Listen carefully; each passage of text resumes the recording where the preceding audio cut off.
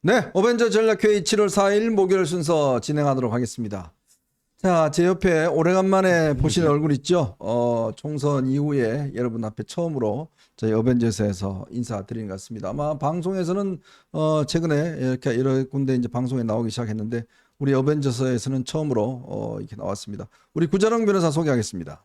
안녕하세요. 구자령 변호사입니다. 음. 제가 정말 고맙고 반갑고 그런 분들 뵙고 싶어가지고 오늘 나왔는데 시작부터 너무 반겨주셔가지고 네. 정말 잘 왔다 싶고 여러분들하고 오늘 1시간 되게 좀 의미 있는 얘기 나누고 싶습니다. 감사합니다. 네. 하여튼 우리 구 변호사 처음에는 살이 쏙 빠졌는데 최근에 또 부친상도 당하고 그래서 여러 가지 참 어려움이 있었습니다. 하여튼 힘을 내시기 바랍니다. 자, 오늘은 7월 4일입니다. 미국 독립기념일이네요. 근데 참 미국도 정치가 참 시끄러운 것 같습니다. 우리만큼 더 미국도 아주 복잡한 국면으로 가고 있는 것 같습니다. 자, 오늘요, 윤석열 대통령이 오늘 이 새로운 방통위원장에 이진숙 전 대전 MBC 사장, 여러분 아마 잘 아실 겁니다. MBC의 기자로 있고 특파원으로 종군 기자를 했었죠.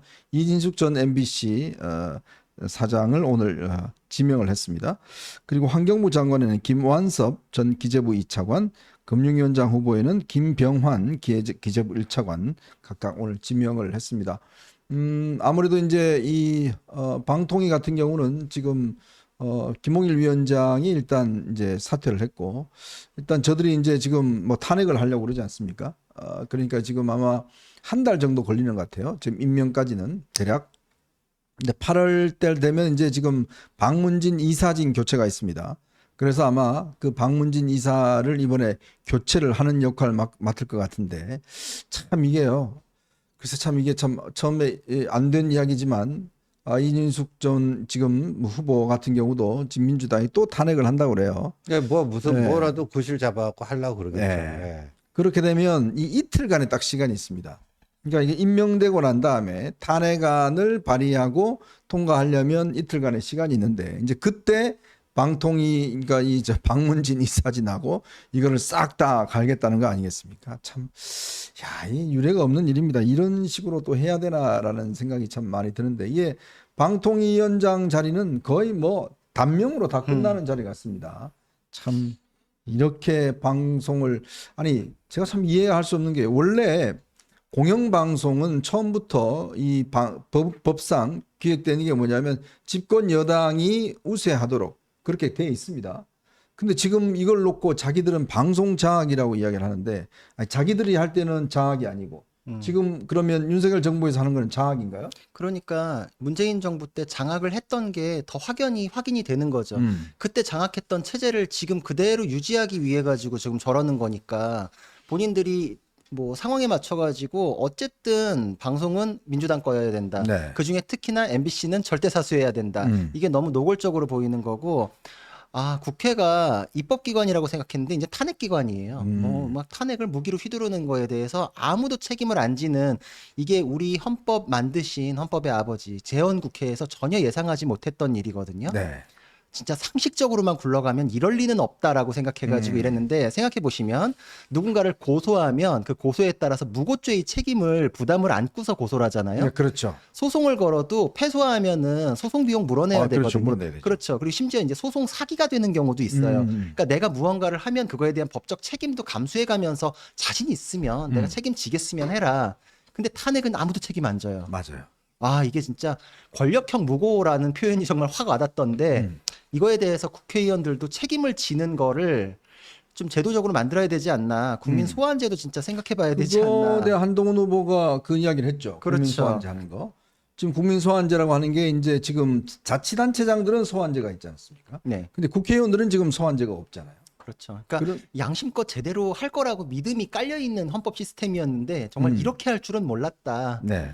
정말 해도 너무한다. 헌법이 예정한 방식대로 가지 않는다라는 거를 느꼈고, 또 국민 소환제를 한번 띄워볼 필요도 있다는 생각이 드는 게, 네. 저들이 비상식적인 탄핵을 막 이렇게 할 때 그 누구도 법 위에 있을 수 없기 때문에 탄핵을 막 한다 이렇게 얘기하잖아요. 네. 국회의원도 법 아래에 있으면 그렇죠. 국민이 주권자기 때문에 국민의 판단에 의해서 소환될 수도 있어야겠죠. 그러니까 이거는 또 탄핵을 남발하는 사람들이 소환제도 당연히 응해야지 논리 일관하는 게 아닐까 그런 네. 생각도 해봅니다. 자, 그리고 지금 국회에 뭐 법사위에 국민청원으로 뭐 윤석열 대통령 탄핵을 한 게 100만 명이 넘었다라고 이야기를 하는데요.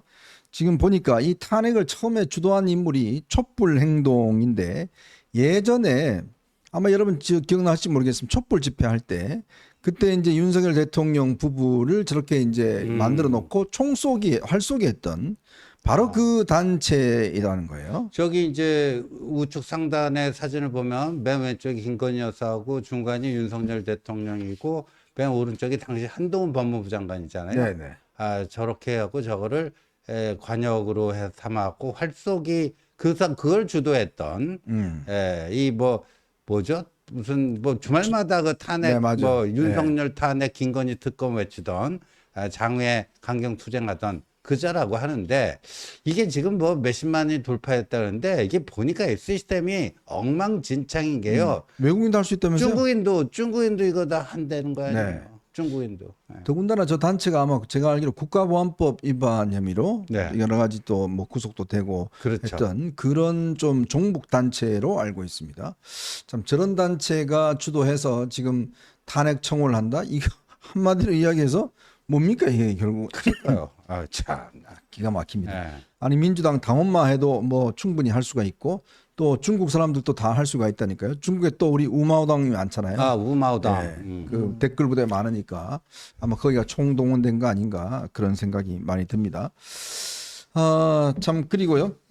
지금 또 민주당이 이 100만 청원하면서 또 윤석열 대통령 탄핵 청문회를 열겠다라고 지금 이야기를 하고 있는데 아니 근데 이게 대통령 탄핵 청문회라는 게 이게 이야기 되는 겁니까? 아, 저는 정말 저런 말 자체를 처음 들어가지고 네. 입법권 가지고 있으면은 정말 뭐 무소불위의 권력을 휘두르는 게 이제는 민주당이구나. 의회 권력이 삼권 분립이잖아요. 원래 네. 대등한 지위에 있어야 되는데 의회 권력이 아예 그냥 정점에 올라서 버렸어요. 그렇죠. 그리고 그걸 일극 체제에 의해서 이재명 대표가 그냥 좌지우지 휘두르니까 결국은 여의도 대통령이란 말 나오는 거가 이게 진짜 참담하지만 진짜 그렇게 굴러가는구나 이런 생각까지도 드는 거거든요. 네.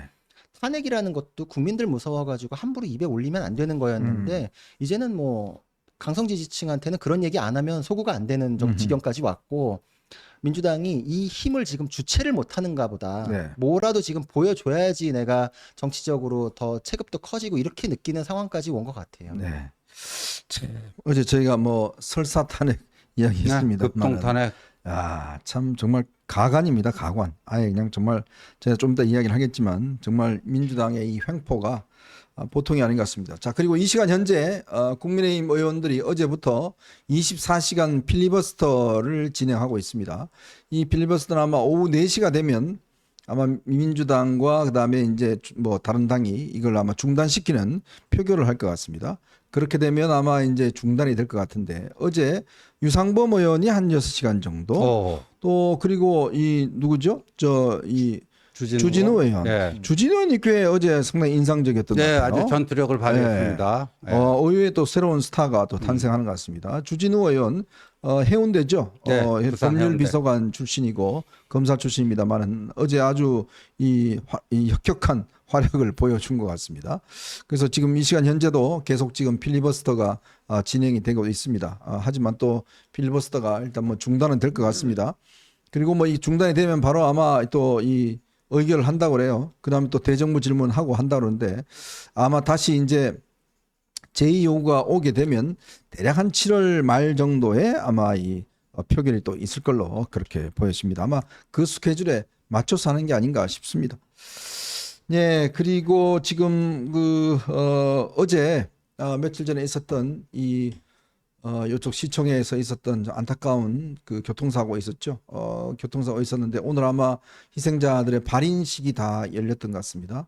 오늘 서울시청 공무원들 그다음에 이제 신한은행 직원들 또 눈물 속에 또 직원들의 배웅 속에 오늘 이 발인식이 열렸습니다. 근데 어제 저녁에요.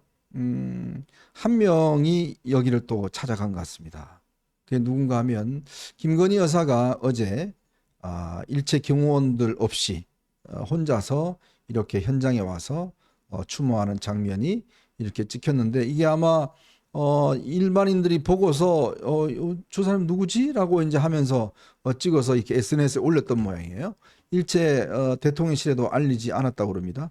아무도 같이 함께 오지, 경호처에서도 함께 오지 않았고 조용히 혼자 와서 저렇게 오랫동안 앉아 있었던 그 장면이 아마 SNS를 통해서 많이 알려지고 있는 것 같습니다. 아마 김 여사께서도 이번에 그런 직원들의 아픔들 함께 나누기 위해서 저렇게 오셨던 것 같습니다. 네, 저도 참 이 길을 매일매일 왔다 갔다 하고 있는데 참 좀 트라우마가 좀 있는 것 같습니다. 이게 좀 우리가 쉽게 이렇게 갈 수 있는 북창동 여기에 뭐 회식 같은 거 하면 자주 가는 지역인데 그 지역에서 이런 일이 벌어졌다고 하니까요. 조금 전에 보니까 법원이 경찰이 이 발부를 신청했던 체포영장을 기각했다는 소식이 들어와 있습니다. 그래서 뭐 왜 기각한지 모르겠는데 앞으로 좀 수사를 한번 지켜보도록 하겠습니다. 자, 오늘 여러분들과 함께요. 저희가 세 가지 이슈를 가지고 좀 이야기를 해볼까 합니다. 오늘 참 재밌는 여론조사가 하나 발표가 됐습니다. 한동훈 후보가 그동안 이 특검에 대해서 제3자 특검, 즉 뭐냐면 대법원장이나 변협에서 추천하는 분으로 특검을 해서 하자라고 이제 당시 출마 선언할 때 제의를 했지 않습니까? 그동안 보면 이 최상병 특검 같은 경우는 거의 7대3 정도로 거의 뭐 찬성하는 분위기가 많았어요. 근데 이 조사를 해봤더니 그러니까 민주당이 하고 있는 특검법과 한동훈 후보가 제안한 특검법 이걸 같이 이렇게 물어봤더니 놀라운 결과가 나왔습니다. 그 결과를 조금 이따 공개하도록 하겠습니다. 자, 그리고 이번에 그 검사 4명에 대한 탄핵안을 보니까 정말 기가 막힙니다. 어제도 저희가 분석을 해 드렸는데 이 담당 어제 저희가 이제 이 뭐 설사 탄핵이라고 했던 그 박 검사가 입장을 했는데 전혀 사실무근이다. 그런 일조차 없었고 아무도 자기한테 그런 일을 물어본 적도 없다. 도대체 이성윤이라는 사람이 어디서 그런 이야기를 듣고 있는지 자기가 소송을 검토하겠다라고 이야기를 하고 있습니다. 이 이야기와 함께 지금 김두관 후보 전 의원에 대해서 지금 이번에 전당대에 출마하려고 하는데 계속 압박을 넣고 있는 모양이에요. 출마하지 말라고. 왜 그럴까요? 이 문제도 한번 여러분하고 분석해 보도록 하겠습니다.